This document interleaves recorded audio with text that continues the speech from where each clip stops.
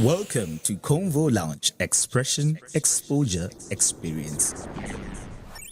Right. Welcome to the Convo Lounge podcast, Expression, Exposure, Experience, where we have conversations that drive social and economic growth. Thank you very much for joining us on this first episode of the Convo Lounge podcast. Do remember that we will be broadcasting it to you every single Tuesday at 1100 hours CAT.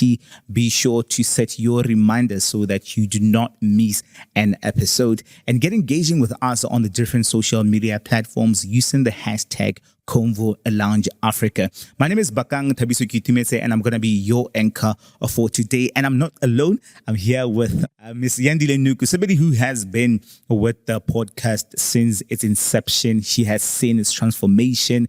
She has seen its development to being what it is today. Thank you very much for joining us, Yandile. Thanks, Bakang. And hello to the world that's listening into the podcast today. I'm very happy that we finally got ourselves to this point. I mean, Convo Lounge is a concept that I think started back in 2019. And we were really we still are interested in, well, how do we solve the issue of unemployment, you know?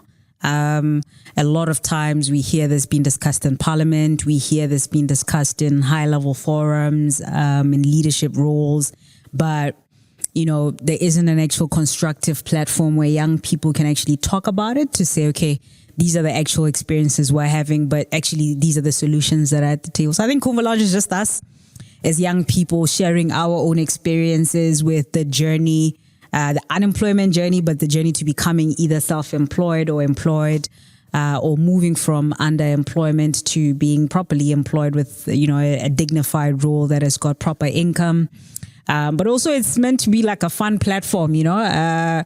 We're targeting, obviously, young people in tertiary schools, those that maybe have finished, they've already graduated, they're in the labor market. But I think we also have a long-term goal to say, let's look at the education system holistically and see if we can't disseminate great information to young people across different levels of the education system. But it would be interesting to find out from you why you decided to get involved with a Convo Lounge from a personal point of view. Because for me, I think it goes back to just my service to the community. I've been working with young people throughout my life for a very long time now. Just sometime towards the end of last year when I was applying for an opportunity, I think I'll get to talk about that opportunity in other episodes. There was a part where I was writing down my experiences with working with young people in civic engagement. And then it reminded me how far I've come. I've been engaged even in my professional life as a broadcaster with the National Botswana Television. I work around issues of youth development and discussing different issues that affect us as young people in Botswana. And I think when I looked at Convo Lounge and being involved with Convo Lounge, I saw it as an opportunity to propel my service to even a greater height. So I don't know, what about you? Why did you think it would be a great idea to get involved with Convo Lounge? I think Convo Lounge is something that started a long, long time ago for me. I was looking at my own academic journey. Since like high school, I've always been a big dreamer. I've always had great business ideas. And I don't think I needed to wait until I finished my degree to start actively engaging in business. So, you know, after I graduated, I realized that, you know what, if there was actually the support system around me when I was younger and when I was still a teenager, the right information, the right capacity building to take my ideas to market, or an idea to building a product or a service, I could have been very, very far. And this is looking at the context of what, you know, a 21-year-old in Botswana is doing versus a 21-year-old in China or in Europe or in the USA, right? So when I realized that, I was like, wait a minute, I think I could maybe provide a solution to this. So I inherently believe that as young people, we don't become relevant to the labor market or industry once we finish tertiary school. I think it happens way earlier than that, right? And also, because I started in the industry pretty young, like at the age of 15, I was already in the industry through the creative space. I was already interacting and actually transacting in industry. I then realized that, look, I don't think this needs to be like a unique experience for one young person around there, right? The third story of why Convo Lounge and why I thought it was important was, we know that the results are out, like the BGCSE results are out. IGCSE, I think, came out a little bit earlier in Jan, I believe. Yes. There's always that conversation around private school versus public school. Yes. And in my opinion, some people, they listen to somebody speak and then they automatically say something like, English media more, they just look at your level of confidence. And I remember at some point in my career journey, I was like, you know what, I'm actually tired of hearing this as an excuse as to why a young person who probably came from a public school wouldn't succeed, right? I believe that the only differentiator there is experiences that build the confidence of young people. Yes. So I started mentoring young people actually in junior secondary school. Junior secondary school, just trying to test this idea or what could happen if you came in as an industry player and you spoke to young people on a daily basis, on a weekly basis. How would they approach themselves and their environment a little bit differently? Yes. And of course, that was a success. I mean, the schools started to see the young people actually performing better. And I wasn't even tutoring them. Yes. I was just walking in every single morning and sharing information with them that could help them approach the academics of their life a little bit differently. Most of them, if you ask them, well, what do you want to be when you finish school? Believe it or not, a young person today who has so many opportunities and gaps still says, I want to be a soldier. Yes. I want to be a cop. Yeah. Is it this because they are not exposed to the world out there? They do not know what's happening out there? Exactly. So so it's the environment, obviously also maybe the social status or setup that they're born into, but also I think it might be an issue of exposure as well. Yes. And so that's when you start to realize that platforms like media become very, very important to expanding the thought process and the vision and the ideas or the imagination of a young person in terms of what's possible for them. And so from that, mentorship experience, it was just volunteering, just like you, community service. And then, Convo Lounge then came about. Obviously, we got the opportunity to now actually run it as a funded program. And we actually focused on tertiary school because it was just easier to show impact. Yes. It's easier to show impact at tertiary level than it is when you start mentoring a young person, let's say at primary or secondary school. So that's how it And there's also an issue of these different conferences that happen around.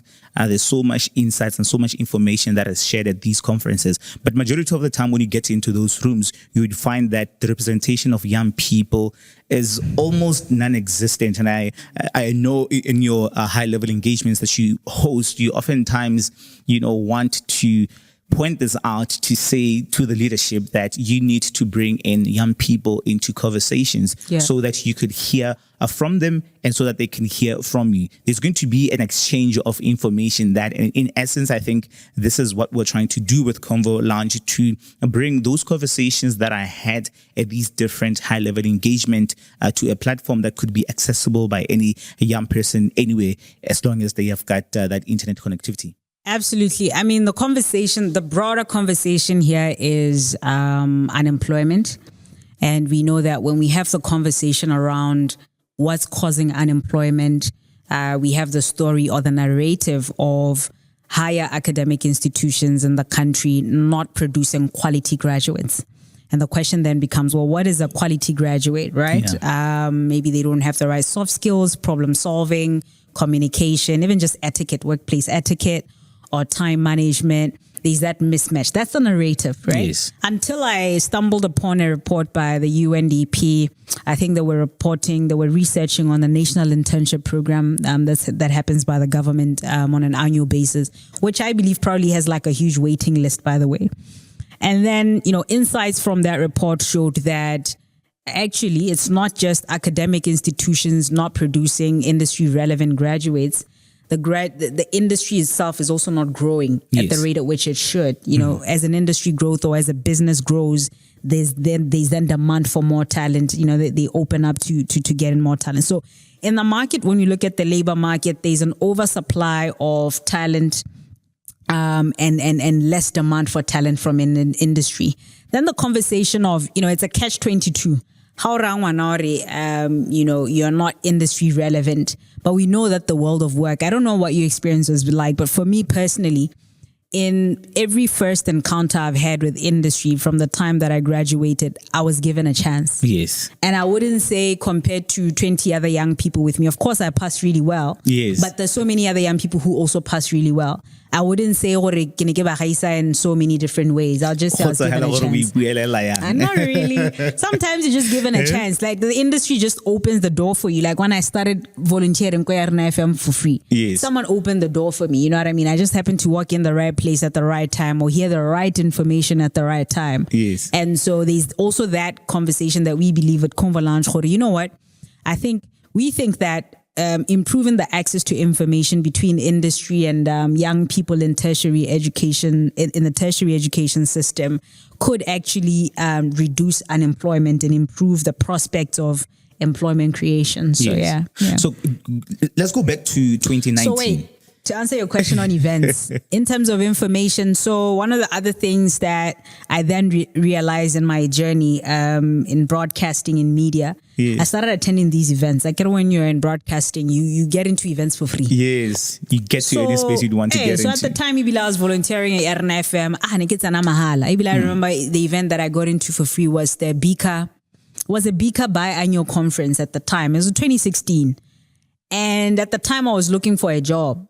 But then I was volunteering for free at RNFM at the time. So these tickets for events, they go for like huge amounts of money. You know that. Thousands Not this specific event I was talking about, but you know, a corporate seat, a table is 10,000. Yes. You know, so it's prizes that a young person who's unemployed cannot afford that. So there's issue of access to these platforms and access to information. And when I got into these rooms and I realized, one, there aren't young people in the room. And two, even if there could be an opportunity for young people to be in the room, the young people that are actually employed, those that are in the room are high-level captains of industry, corporate executives, and those maybe in senior management levels. Yes. So they sit around the tables, they discuss all these challenges, and as they discuss, we get so much valuable information and ideas. Like I'm always blown away with what I learn in these rooms. And so I started to become curious, how do we get this information from these rooms out to the people and share it to the young people that actually need this information, but they don't have the means to access these forums and platforms, right? And of course, media becomes an avenue, but media is something that it's once off. I think also with media is they just give the highlights of that event, right? It would be a newspaper article or a headline in the radio or television, but the in-depth information and the insights you don't have to. Exactly. And that's where, as a young person, you get information to what's currently happening in industry and how do you align yourself and how do you make what you're learning relevant to what's currently happening in industry. And so I began to entertain this idea, you know what could happen if we could have a platform like Convalange, focusing in education? We're still using media as a form of disseminating information from these high-level forums to young people in the education system. So, yeah. I wanted to take you back to 2019, when we started the project funded by the American Embassy to work with different tertiary institutions. We worked with 5 tertiary institutions, both University of Botswana, there was Baisago, Botswana University of Agriculture and Natural Resources, and BAC. Mm-hmm. But then unfortunately, we only got to host events at 3 locations because of COVID. But then that did not despair us. We got to pivot and have the rest of the program delivered through Facebook and Zoom webinars. Yeah. And I think I would confidently say that the program was a great success, because we've managed to get a lot of ideas generated. We had about 9 ideas that were generated from that. We were able to even assist some of the students who were taking part in the mentorship program with the academic assignments, whom even went to graduate with first-class degrees. Yeah. Also, there was that, exchange of information between the students, like we were saying, and the professionals and the entrepreneurs that we called in.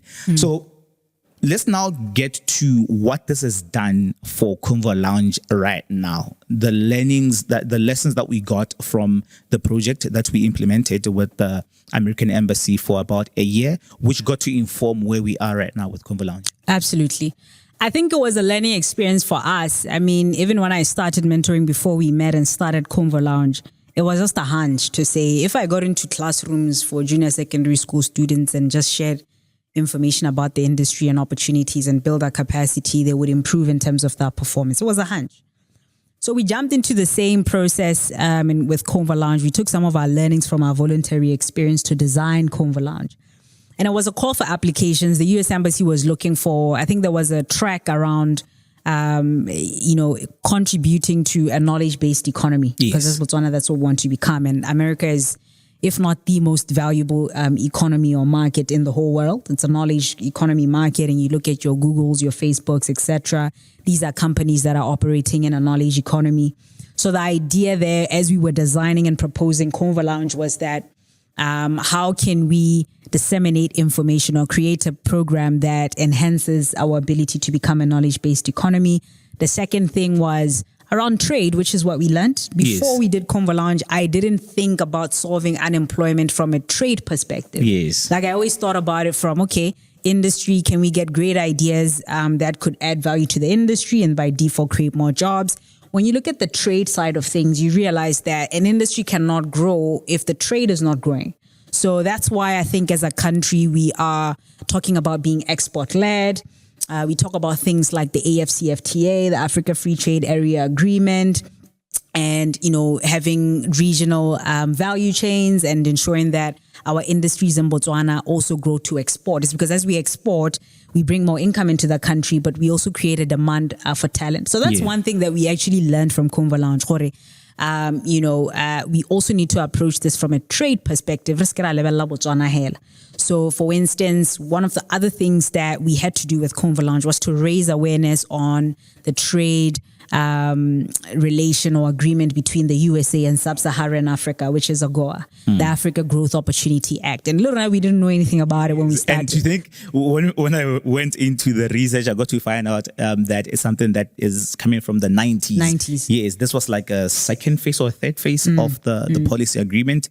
So I think that also got us to get a bit of more information and insights on how now we can align, that trade relations to see how we can develop the young people in our country to be able to be competitive enough to even not look for jobs in the saturated market, Botswana, but also to export to different countries. Different countries. I get the talent from here to elsewhere. As we have seen, the world is a global village, right? We have doctors coming from Nigeria, Cuba, and Botswana. So it doesn't really stop us from even having our talent exported to these different markets. Yeah.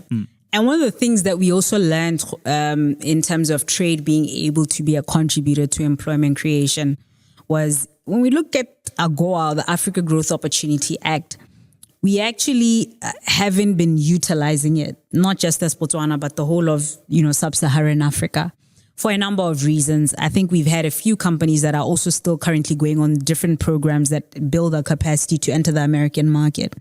We realized that there's an issue of capacity and quality for products that leave Botswana and they enter the American market. For those that can, the issue of capacity then comes into play. In Botswana, we're only 2 million. In America, there's a whole lot of people. It's a huge population. So small, medium enterprises face the challenges of being able to service a large demand in the market. So that's the first thing that we identified. The second thing we learned around young people getting employed and creating jobs, either through starting their own businesses or formally getting employed. We learned that it's impossible to expect a young person in tertiary school who's just completed tertiary to start business, operate in such a way that they can access the American market. So we actually had to dumb it down. We realized, these young people are not at the level at which we can believe that we will build a capacity to be able to trade in a space of 12 months. Ready, yeah. Exactly. So what we can maybe do is look at companies that are in Botswana that what we also learned through research is that companies that have first made a mark in the Botswana market, but also have made a mark in Southern Africa in terms of regional markets, can then begin to explore and have the capacity to service the American market or other African markets. So we then learned that we'd rather expose these students, these young people, to businesses in Botswana that already have the capacity to leverage on AGOA. And maybe they might do research that's relevant to those companies and add value to them and enhance the ability to leverage on AGOA. So those are some of the things that I think we learned from Convo Lounge. All right. Yeah. Dear listener, this is Convo Lounge Expression Exposure Experience, where we have conversations that drive social and economic growth. You can contribute to the conversation by going onto our different social media platforms and using the hashtag Convo Lounge Africa across the different social media platform. We want to hear from you what your insights are on what your contributions are to our conversations, as we are bringing to you the different conversations around the different industries, so that you could leverage from our discussions any opportunities that you can align to as we develop Botswana to a knowledge-based economy. Now I want us to get into where we are right now with Convo Lounge. We had the project that was developed and designed and delivered in 2019, 2020. Fast forward to 2023, where we are now. Where are we with Convo Lounge? Yeah. So one of the other things that we then learned, raising awareness, as we were engaging the students and sharing this information, we asked ourselves, so what do we do with all this data? Like, what do we do with all this information? And what role can young people play that are in the higher education institutions? And so research became an area that we began to explore. We realized that one way, killing a bird with two stones, what was that saying? Killing one bird with two stones. One bird with two stones is that... two birds with one stone. Yeah, okay, cool. we learned that research is actually something in schools that both helps you to build your interpersonal skills, helps you to build your problem-solving skills, helps you to build your communication skills, whilst on the other hand, it's building your knowledge base and your expertise in a certain area. So it's one way, if we focused on the quality of research that's happening on education institutions, we could be able to, one, have a young person who is relevant to industry with the knowledge and have ideas that could be solutions to industry. And two, by supporting them through that research process, they come out having the right soft skills that industry is actually looking for. And so we decided to say, I think we can offer a model where we, disseminate information through media, through conversations on the Convo Lounge, but we can also help these students have, through these conversations, get insights that could inform their research project. I don't know about you, but in my final year, as I went to BAC, I remember in my final year, I had a huge problem with knowing which topic to research on. Go for, yes. I didn't know which problem exists that I can research on. And just the research experience for me was a very painful process, both mentally and the idea of going to collect data from industry, knocking on those doors, having the right people to get data from. And after that, the post-research process of actually going back to the industry to say, hey guys, I've done I've done your research. This is how we can add value to you. Why don't you hire me to add value, either as a consultant or as an intern, right?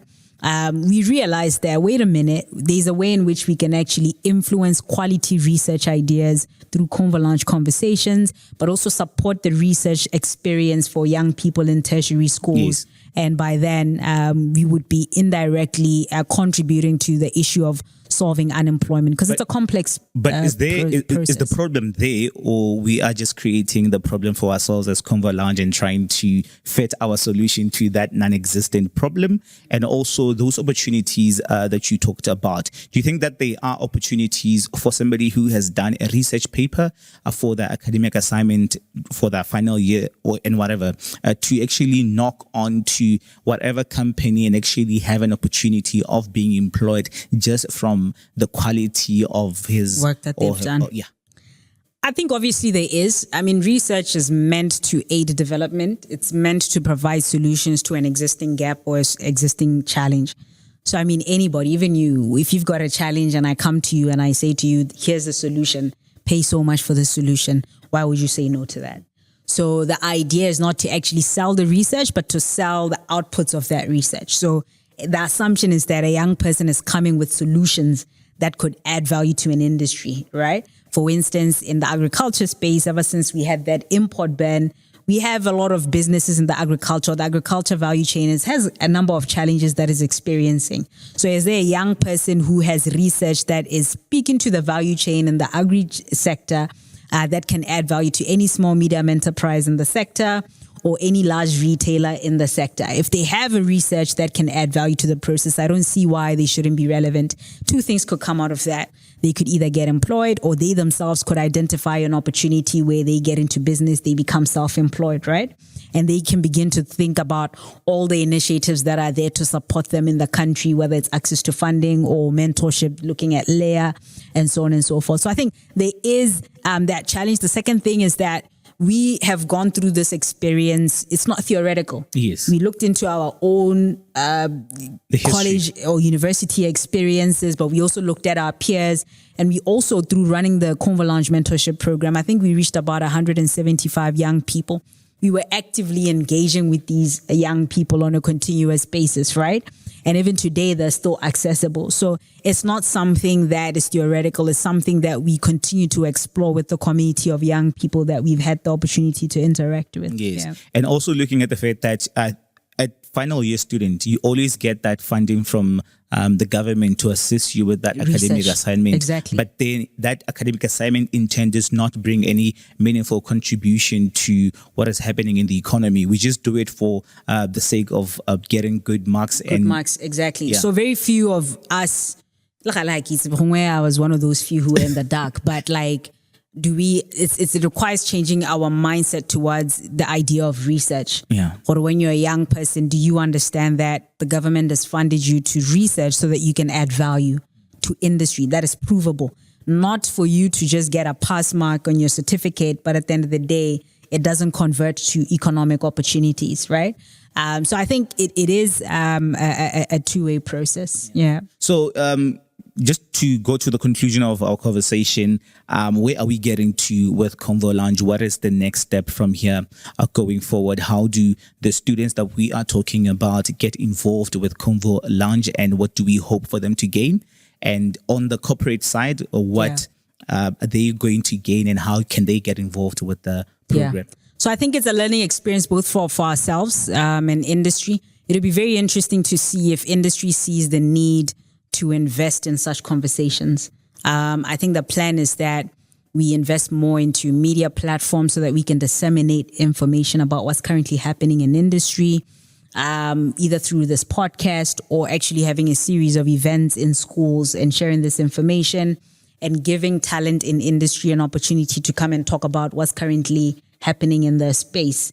Whether, as an example, a product development team in a banking institution gets into a room with the young people who are doing computer science at BAC, and they start to talk about changes that are happening in the digital space in terms of fintech and what could potentially be a game changer, not just in the context of Botswana, but in the context of Africa, right? So it'll be interesting to see if corporates are interested in investing in such conversations, because it's money to sit and talk, but also not just talk, but to talk about things that have been researched on and is backed up by data and facts, right? The second thing that I think we're looking forward to doing as Convalange, as we convert from a program but to an actual organization that can consistently disseminate this information via media, is to see if through these conversations we can't influence quality research in higher education institutions. And we'll see if this process or this experience can't have young people then having research projects that end up being uptaken by industry, or at least there's an interest by industry to engage with their research. We know that, I know the president announced, I don't know if it was the minister or the president announced that we will be having, either through the SONA or the budget speech, there's going to be a research fund. Yes. Right? So it'll be interesting to see how our platform as Convalange at the grassroots feeds into those macro plans or initiatives that exist in the government. And I think the last one is, I think we're relevant to three key areas in the country when it comes to the reset agenda. It's a mindset change, obviously. Everything we've been speaking about speaks to mindset change. The second one is value chain development. When we speak about trade and raising awareness and research ideas, they have to speak to the value chain of businesses or industries.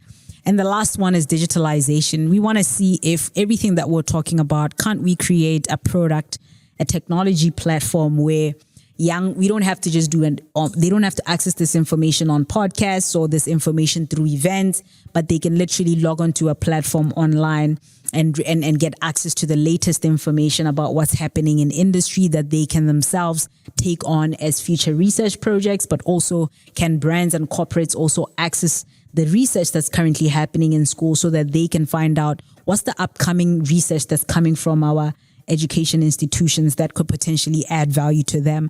And obviously this will add value to industry on a number of ways. The first way that it'll add value to industry, I imagine, is getting access to a good quality pool of talent that is already up to speed with what's happening in industry and their challenges. And secondly, R&D has always been looked at from a point of view of CSI or CSR. Maybe there could be an opportunity for industry to actually get access to subsidized research because government is already funding students to do the research. They get to come in and influence the outcomes, and they might get access to subsidized research. So yeah, that's where we're going in the next phase. And then opportunity for growth. Is this going to be only focused in Botswana, or it actually has an opportunity for it to be duplicated in other markets in Africa or globally? I think this can be replicated globally and in Africa. The challenge that we're trying to solve, unemployment, and from the approach that we're taking it in, it's something that's happening across the continent. All right. I think this is where we're going to stop with today's episode. It was just an introductory episode to get you to understand what Convolange is, where we are getting at with Convolange, and how you can be involved in Convolange. You want to add? No. Just follow a Convolange. There's a Convolange, is it Africa? A Convolange Africa community on Facebook. Yes. So go out there and just request to be part of that community so that we can continue these conversations online.